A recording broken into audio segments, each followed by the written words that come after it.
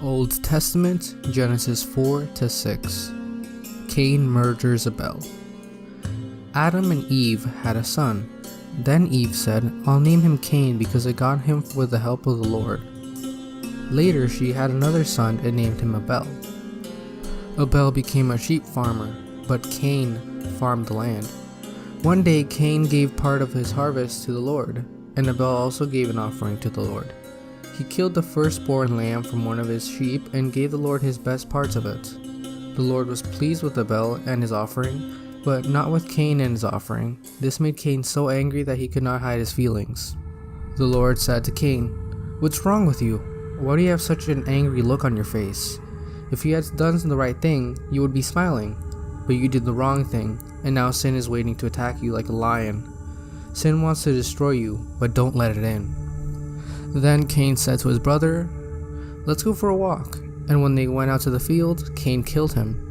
Now, it is not stated exactly in the Bible how he was killed, but one of the popular theories is that he was killed with the same knife Abel used to offer the lamb to the Lord. Afterwards, the Lord asked Cain, "Where is Abel?"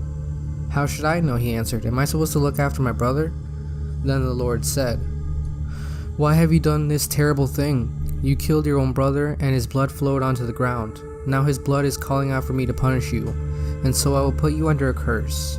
Because you killed Abel and made his blood run onto the ground, you will never be able to farm the land again. If you try to farm the land, it won't produce anything for you, and from now on, you will be without home, and you will spend the rest of your life wandering from place to place." Then Cain said, "This punishment is too hard. You are making me leave my home and live far away from you. I will have to wander about without a home, and anyone could just kill me." "No," answered the Lord. "Anyone who kills you will be punished 7 times worse than I am punishing you." So the Lord put a mark on Cain to warn anyone else not to kill him. But Cain had to go far from the Lord and live in the land of wanderings, which is east of Eden. More and more people. Later, Cain and his wife had a son named Anush, and as he was building a town, he decided to name the town over his son. Then Anush had a son named Rad, who had a son named Mehujael, who had a son named Methushael, who had a son named Lamech. Lamech married Adah, then Zillah. Lamech and Adah had 2 sons, Jabal and Jubal. Their son Jabal was the first to live in tents and to raise sheep and goats. Jubal was the first to play the harp and the flutes. Lamech and Zillah had a son named Tubal-Cain, who made tools out of bronze and iron. They also had a daughter whose name was Naamah. One day Lamech said to his 2 wives, "A young man wounded me, and I killed him. Anyone who tries to get even with me will be punished 10 times more than anyone who tries to get even with Cain." Adam and his wife had another son. They named him Seth because they said God had given us a son to take the place of Abel, who was killed by his brother Cain. Later, Seth had a son named Anush. About this time, people started to worship the Lord, descendants of Adam. God created men and women to be just like himself. He gave them his blessing and called them human beings. This is a list of the descendants of Adam, the first man. I'm not going to be reading all of this because this is very long, and the explanation that I have to give you would be also quite long. I'm going to put it in the description if you like to read it, but as for now, we're just going to skip that. The Lord will send a flood. More and more people were born until finally they spread all over the earth. Some of their daughters were so beautiful that supernatural beings came down and married the ones that they wanted. Then the Lord said, "I won't let my life-giving breath remain in anyone forever. No one will live more than 120 years. The children of the supernatural beings who had married these women became famous heroes and warriors. They were called Nephilim, and they lived on the earth at that time and even later. The Lord saw how bad these people were on earth, and that everything they thought and planned was evil. He was very sorry that he had made them, and he said, I'll destroy every living creature on earth. I'll wipe out people, animals, birds, and reptiles. I'm sorry I ever made them. But the Lord was pleased with Noah, and this was the story about him. Noah was the only person who lived right and obeyed God. He had 3 sons, Shem, Ham, and Japheth. God knew that everyone was terribly cruel and violent, so he told Noah, cruelty and violence has spread everywhere. Now I'm going to destroy the whole earth and its people. Get some good lumber and build a boat. Put some rooms in it and cover it with tar inside and out. Make it 450 feet long, 75 feet wide, and 45 feet high. Build a roof on the boat and leave a space about 18 inches between the roof and the sides. Make the boats 3 stories high and put a door on one side. I'm going to send a flood that will destroy everything that breathes.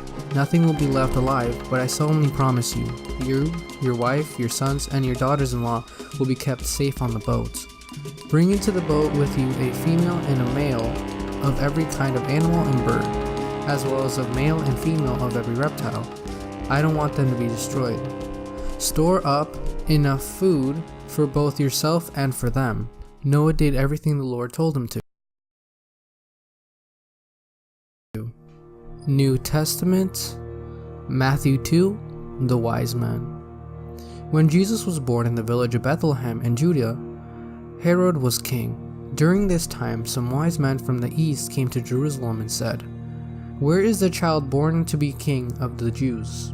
We saw his star in the east and have come to worship him. When King Herod heard this, he was worried, and so everyone else was in Jerusalem.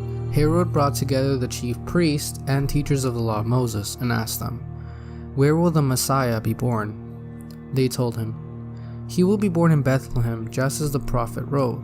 Bethlehem in the land of Judea. You are very important among the towns of Judea. From your town will come a leader, who will be like a shepherd for my people of Israel. Herod secretly called in the wise men and asked them when they had first seen the star. He told them, Go to Bethlehem and search very carefully for the child. As soon as you find him, let me know. I want to go and worship him too. The wise men listened to what the king had said and left. And the star they had seen in the east went on ahead of him until it stopped over the place where the child was. They were thrilled and were excited to see the star. When the men went inside the house, they saw a child with Mary, his mother. They knelt down and worshipped him. They took out their gifts of gold, frankincense, and myrrh, and gave it to him. Later they were warned in a dream not to return to King Herod, and they went back home by another road. The escape to Egypt. After the wise men had gone, an angel from the Lord appeared to Joseph in a dream and said, Get up, hurry and take the child and the mother to Egypt. Stay there until I tell you to return, because King Herod is looking for the child and he wants to kill him. That night, Joseph got up, took his wife and child to Egypt, where they stayed until King Herod died. So the Lord's promise came true, just as the prophet had said, I called my son out of Egypt. The killing of the children. When King Herod found out that the wise men from the east had tricked him, he was very angry, and he told his men to kill all the boys who lived in or near Bethlehem and were 2 years old and younger. This was based on what he had learned from the wise men. So the Lord's promise came true, just as the prophet Jeremiah had said. In Ramah, a voice was heard, crying and weeping loudly. Rachel was mourning for her children, and she refused to be comforted, because they were dead. The return from Egypt. After King Herod died, an angel from the Lord appeared in a dream to Joseph while he was still in Egypt. The angel said, Get up and take the child and his mother back to Israel. The people who wanted to kill him are now dead. Joseph got up and left with them to Israel. But when they heard that King Herod's son, Archelaus, was now the ruler of Judea, he was afraid to go there. Then in a dream he was told to go to Galilee, and they went to live there in a town called Nazareth.